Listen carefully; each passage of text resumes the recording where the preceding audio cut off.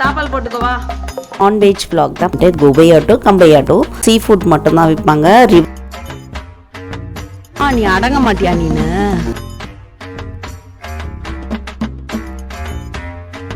அப்பதான் ஸ்மெல் வராம இருக்கும்.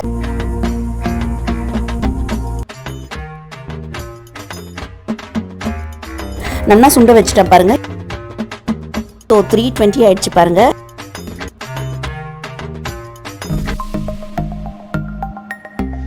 தாப்பால் போட்டுக்கவா.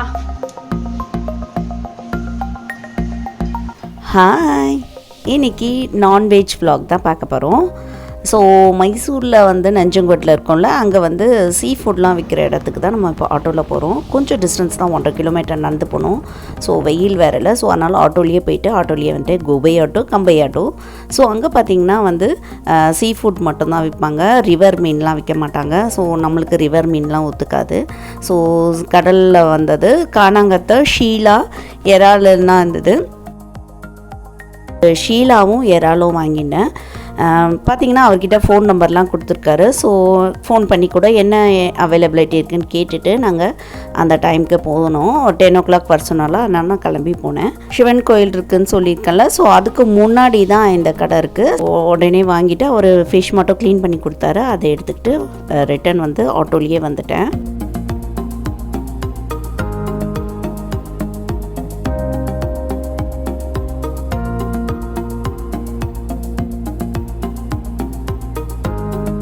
வரும்போது பால் பேக்கெட் வாங்கிட்டேன். இது அம்மாவுக்கு பாதாம் ஜூஸ் வாங்கியிருக்கேன். ஃபிஷ்ஷும் ப்ரானும் வாங்கி வந்துருக்கோம். ஸோ இப்போ இதை க்ளீன் பண்ணணும். அதுக்குள்ளே பாருங்கள், அம்மா மாடிக்கு போயிட்டாங்க துணி துவைக்கணும். நான் வந்து அப்புறமா ஊற வச்சு துவைக்கலான்னு பார்த்தா அதுக்குள்ளே மாடிக்கு போயிட்டுருக்காங்க கருவு தாப்பால் போட்டு. ஸோ நம்ம போய் மாடிக்கு போய் பார்க்கலாம் என்ன பண்ணுறாங்கன்னு. இது ஹவுஸ் ஓனர் வீட்டில் இப்போ வரும்போது கொடுத்தாங்க கொப்பரை தேங்காய். ஸோ இங்கே அவங்களுக்கு மரம் இருக்குது, தென்னை மரம் இங்கே இருக்குல்ல சைடில், ஜன்னல் வழியாக பார்த்தா தெரியுது, அந்த மரத்தில் வரத்தான். ஸோ தேங்காய் கொடுத்தாங்க, எடுத்து ஃப்ரிட்ஜில் வைக்கணும். ஸோ மாடிக்கு போய் பார்க்கலாம்.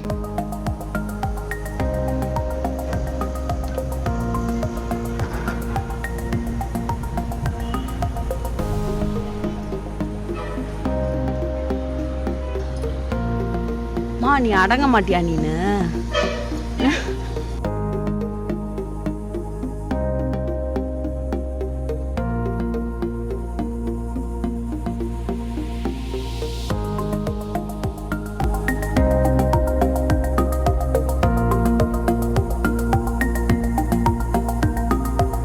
ஷீலா மீன் வாங்கியிருக்கு.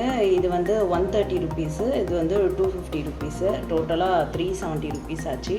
ஆட்டோக்கு 80 ருபீஸ் ஆச்சு. க்ளீனிங்க்கெலாம் எதுவும் வாங்கலை, இது மட்டும் தான் கட் பண்ணி கொடுத்தாங்க. இது க்ளீன் பண்ணி கொடுனா டைம் இல்லை அப்படின்ட்டாங்க.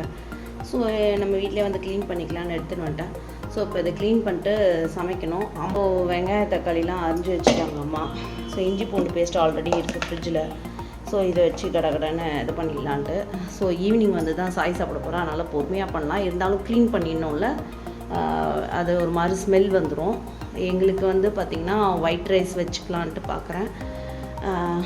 காரப்பம் ஆல்ரெடி பழசு இருக்குது. ஸோ கேட்டுட்டு அம்மாவை கேட்டுட்டு என்னென்னு பண்ணணும். இது ஷீலா மீன் இல்லை, இது வந்து பார்த்திங்கன்னா 1.5 ஸ்பூன் அளவுக்கு இஞ்சி பூண்டு பேஸ்ட்டு, மஞ்சத்தூள் போட்டு தான் வாஷ் பண்ணியிருக்கேன். அவங்க கட் பண்ணி கொடுத்தாங்க. இருந்தாலும் நான் வந்து நல்லா வாஷ் பண்ணிவிட்டு உள்ளே இருக்க கொஞ்சம் இதுவெல்லாம் இருக்கும்ல அதெல்லாம் எடுத்துகிட்டு நல்லா வாஷ் பண்ணிவிட்டு மஞ்சத்தூள் போட்டு வாஷ் பண்ணிட்டேன். ஸோ இப்போ மஞ்சத்தூள் போட்டுருக்கேன், இஞ்சி பூண்டு பேஸ்ட்டு, மிளகாத்தூள் ஒரு 3 ஸ்பூன் அளவு போட்டிருக்கேன். அப்புறம் வந்து கொஞ்சம் உப்பு போட்டுருக்கேன். புளியை ஊற வச்சுருக்கேன். இதை வந்து நல்லா திக்காக கரைச்சி இதில் போட்டு பெரட்டி ஃப்ரீசரில் வச்சுன்னா வேணும் போது எடுத்து 2 சூடு பண்ணிக்கலாம். ஸோ இன்றைக்கும் நாளைக்கு தான் வச்சுக்க போகிறோம். அதுக்கு ஒரு 2 நாளில் காலியாகிடும். சும்மா ஒரு 5 பீஸ் தான் இருக்குது. ஸோ சாய் ஆஃபீஸ் கொடுத்து அனுப்பிச்சோம், அவங்க ஃப்ரெண்ட்ஸும் ஷேர் பண்ணி சாப்பிடுவாங்க. ஸோ நைட்டு சாப்பிட்டுட்டு நாளைக்கு ஒரு 2 பீஸ் கரெக்டாக இருக்கும். ஸோ எறா பார்த்திங்கன்னா வந்து இன்னும் க்ளீன் பண்ணலை, ரொம்ப நேரம் எடுக்கும் அது. ஸோ அங்கே சென்னையாக இருந்தால் அங்கே க்ளீன் பண்ணி கொடுத்துருவாங்க. இங்கே ஒரு டைம் இல்லை, நீங்களே க்ளீன் பண்ணிக்கோங்கன்னு சொல்லிட்டாரு. சரி வாங்கிட்டு வந்துட்டேன், டைம் எடுக்கும். ஸோ அதனால் ஃபஸ்ட்டு ஃபிஷ்ஷை க்ளீன் பண்ணி ஃப்ரீசரில் போட்டுவிட்டோன்னா அதுக்கப்புறம் கூட நம்ம வந்து எறா க்ளீன் பண்ணிக்கலான்ட்டு. ஸோ எறா வந்து சாய் வந்து பிரியாணி கேட்டான். ஆல்ரெடி நான் சேனலில் போட்டிருக்கேன் எறா பிரியாணி, அது வேணாலும் லிங்க்கு ஷேர் பண்ணுறேன், பார்த்துக்கோங்க. புளியை கரைச்சி இதில் ஊற்றிட்டு ஃப்ரீசரில் வச்சிடலாம் ஃபிஷ்ஷை.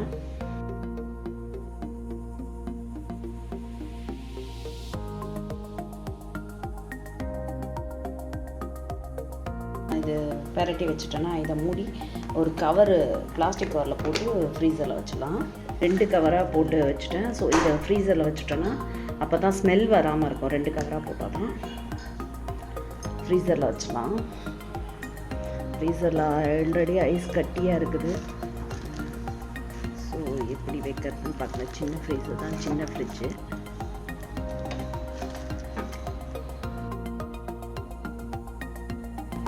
இறால் க்ளீன் பண்ணுறது தான் பார்த்திங்கன்னா மிகப்பெரிய டாஸ்க்கு. அதில் இருக்க நரம்பு எடுக்கணும். ஸோ அது ரொம்ப டைம் எடுத்தது.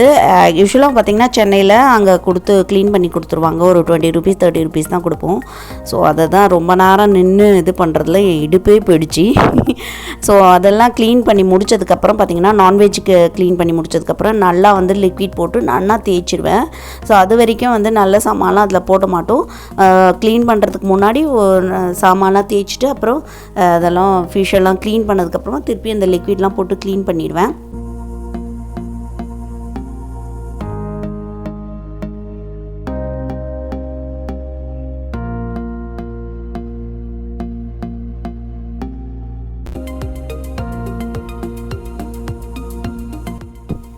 ஆல்ரெடி நம்ம சேனலில் வந்து ப்ரான் கிரேவி போட்டிருக்கேன். ஒரு வாட்டி ஒரு மாதிரி டிஃப்ரெண்ட்டாக பண்ணுவேன்.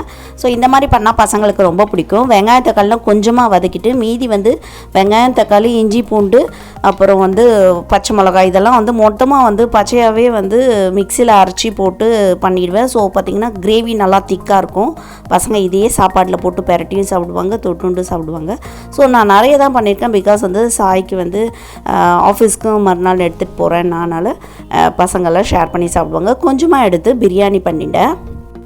இந்த வீடியோ பார்த்திங்கன்னா வந்து ஒரு ஆஃப்டர்நூன் தான் இது பண்ணேன். சாய் ஆஃபீஸ் போயிருக்கான். வந்ததுக்கப்புறமா நைட்டு வந்து சாப்பிட்றேன்னு சொல்லியிருக்கான்.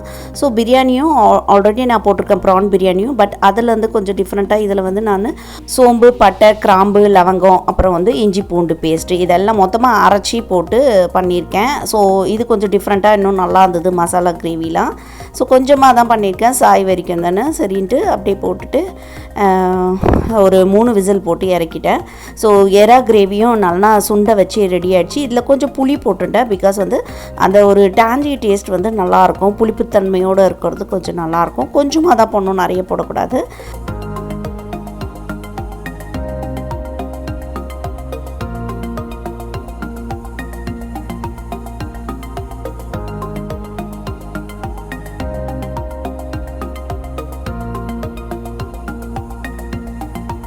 பசங்களோட ஃபேவரட், அதுவும் மைலிஷோட ஃபேவரெட்டு இறால் இருந்தால் போதும். ஸோ நான்வெஜ்லாம் செஞ்சு முடித்தோடனே எங்களுக்கு நான் பண்ணிட்டேன். எனக்கும் அம்மாவுக்கும் வெண்டைக்காய் பொரியலும் வெள்ளரிக்காய் கூட்டும் தான் பண்ணேன்.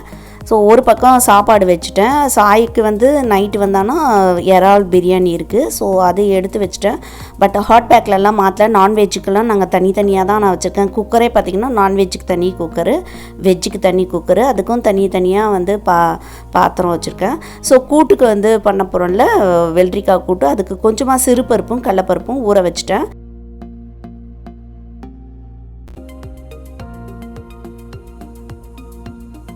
ஸோ இறால் ஃபினிஷிங் ஸ்டேஜில் இருக்குது. கொத்தமல்லி கருவேப்பிலை போட்டு நல்லா சுண்டை வச்சுட்டேன் பாருங்கள். இது அவ்வளோ நல்லா டேஸ்ட்டாக இருக்கும்.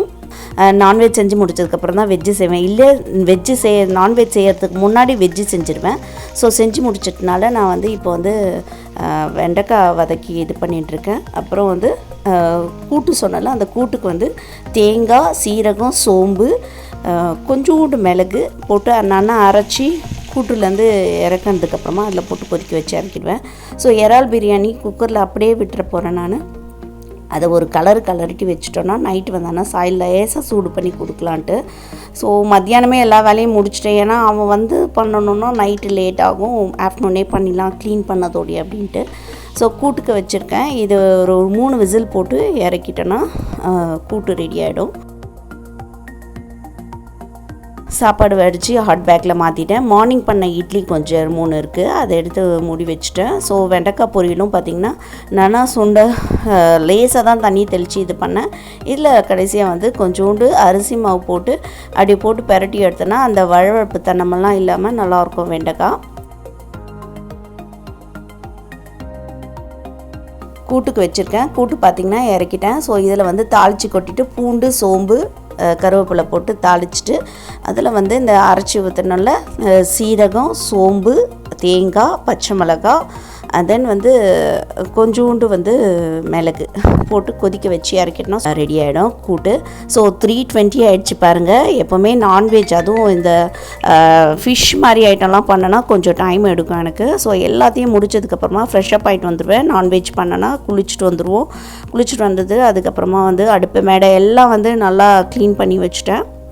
ஸோ இதுதான் அந்த டேயோட மெனு. ஒயிட் ரைஸு, வெள்ளரிக்காய் கூட்டு, வெண்டைக்காய் பொரியல். இது எங்களுக்கு வெஜ்ஜு சாப்பிட்றவங்களுக்கு. நான்வெஜ்ஜுக்கு வந்து எறா தொக்கு அண்ட் வந்து எறால் வந்து பிரியாணி. ஸோ இந்த DIML vlog, ரொட்டீன் vlog பிடிச்சிருந்தா ஒரு குட்டி லைக் கொடுத்து நம்ம சேனலை தொடர்ந்து சப்போர்ட் பண்ணுங்கள். ப்ளீஸ் சப்ஸ்கிரைப் பண்ணுங்கள் புதுசாக பார்க்குறவங்க. Thank you. This is Pauni from MGB lifestyle and kitchen.